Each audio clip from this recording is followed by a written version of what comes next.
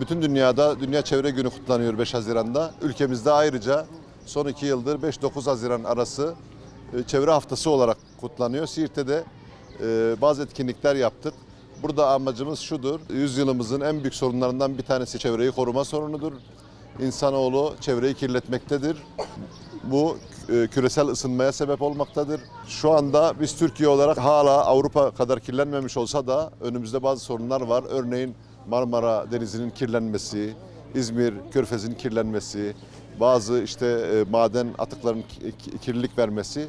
Bütün bunları durdurmak amacıyla ve çevremizi korumak amacıyla böyle bir hafta kutlanıyor Türkiye çapında.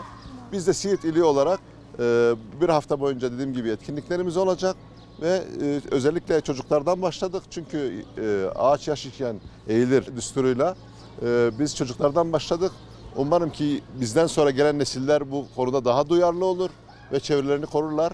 Bir plastiğin bile yüzyıllarca dünyada erimediğini, kaybolmadığını düşündüğünüz zaman attığımız bütün bu atıklar maalesef dünyamızı kirletmektedir.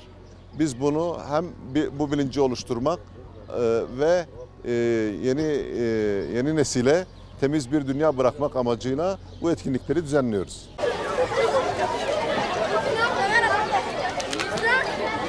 Efendim oğlum.